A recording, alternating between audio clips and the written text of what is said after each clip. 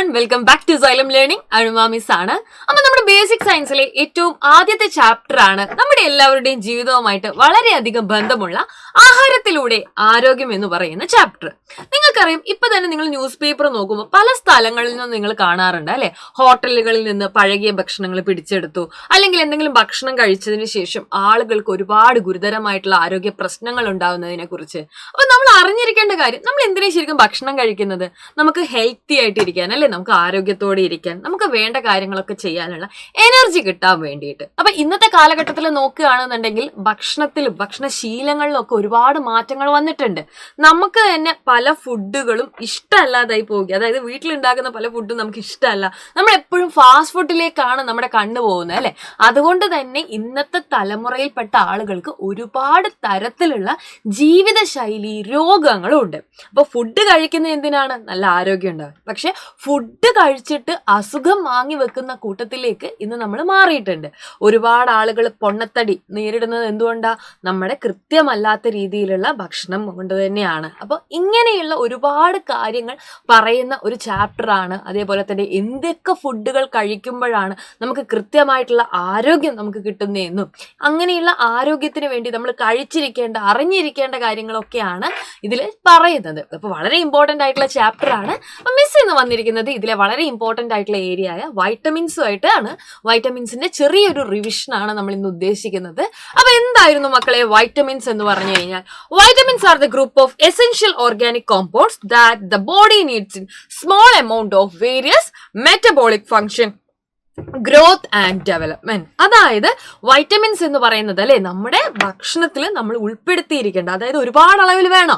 വേണ്ട, വളരെ കുറഞ്ഞ അളവിലെങ്കിലും നമ്മുടെ വളർച്ചയ്ക്കും നമ്മുടെ വികസനത്തിനും ബ്രെയിൻ ഡെവലപ്മെന്റിനും ഒക്കെ നമ്മളുടെ ജീവൽ പ്രവർത്തനങ്ങൾക്കൊക്കെ ആവശ്യമായിട്ടുള്ള വളരെ കുറഞ്ഞ അളവിലാണെങ്കിലും ആവശ്യമുള്ള ജൈവ സംയുക്തങ്ങളെയാണ് നമ്മൾ എന്ത് പറയുന്നത്? വിറ്റാമിനുകൾ എന്ന് പറയുന്നത്.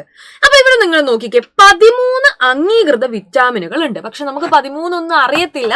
എന്നാലും മക്കൾ അറിഞ്ഞിരിക്കുക 13 എണ്ണമാണുള്ളത്. അതിൽ തന്നെ കൊഴുപ്പിൽ ലയിക്കുന്നവയുണ്ട്, വെള്ളത്തിൽ ലയിക്കുന്നവയുണ്ട്. ഇതൊക്കെ നിങ്ങളുടെ 7ാം ക്ലാസ്സിലൊക്കെ എത്തുന്ന സമയത്ത് USS എക്സാം ഒക്കെ വരുമല്ലോ. അപ്പോൾ നിങ്ങൾ അറിഞ്ഞിരിക്കേണ്ട, നമ്മൾ പഠിച്ചത് മാത്രമല്ല ഇത്തിരി കൂടെ അഡ്വാൻസ്ഡ് ആയിട്ടുള്ള ക്വസ്റ്റ്യൻസ് വരാറുണ്ട്. അപ്പൊ നിങ്ങൾ ഇപ്പോഴേ എന്ത് ചെയ്യുക, നമ്മൾ ടെക്സ്റ്റ് ബുക്കിൽ മാത്രം ഒതുങ്ങാതെ കുറച്ചുകൂടെ എക്സ്ട്രാ പോയിന്റ്സ് ഒക്കെ ഒന്ന് നോക്കി വെക്കുക. അപ്പൊ അങ്ങനെയുള്ള ഒരു പോയിന്റ് ആണിത്.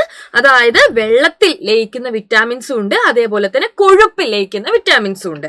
നമ്മുടെ ശരീരത്തില് അതേപോലെ തന്നെ എന്ത് ചെയ്യും, കഴിക്കുന്ന അല്ലെങ്കിൽ നമ്മൾ കഴിക്കുന്ന ഭക്ഷണത്തിലൂടെ നമുക്ക് ഈ വിറ്റാമിൻസ് കിട്ടും, അല്ലെങ്കിൽ ശരീരത്തിൽ വിറ്റാമിൻസ് ഉൽപ്പാദിപ്പിക്കപ്പെടും. ഇനി അതൊന്നും അല്ലാതെ ചില വിറ്റാമിൻ എന്ത് ചെയ്യുന്നുണ്ട്, സൂര്യപ്രകാശത്തിലൂടെയും കിട്ടുന്നുണ്ട്. ഏതാണ് ആ വിറ്റാമിൻ? വിറ്റാമിൻ ഡി ആണ് അല്ലെ.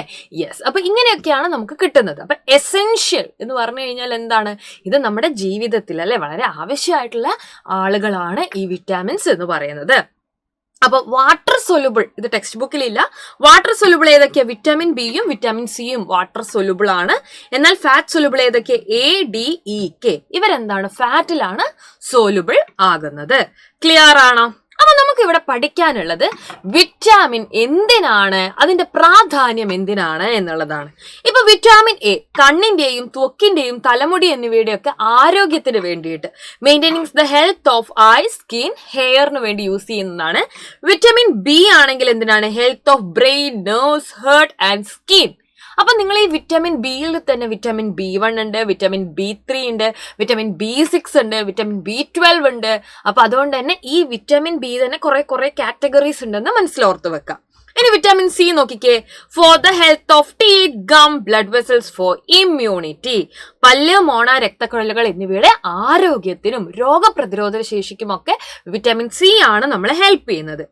എല്ലുകളുടെയും പല്ലുകളുടെയും ആരോഗ്യത്തിനും രോഗപ്രതിരോധ ശേഷിക്കും ഏതാണ്? അത് വിറ്റാമിൻ ഡി ആണ്. ഇനി വിറ്റാമിൻ ഇ നോക്കിക്കേ, നാഡികളുടെ ശരിയായ പ്രവർത്തനത്തിന് വിറ്റാമിൻ ഇ ആണ്.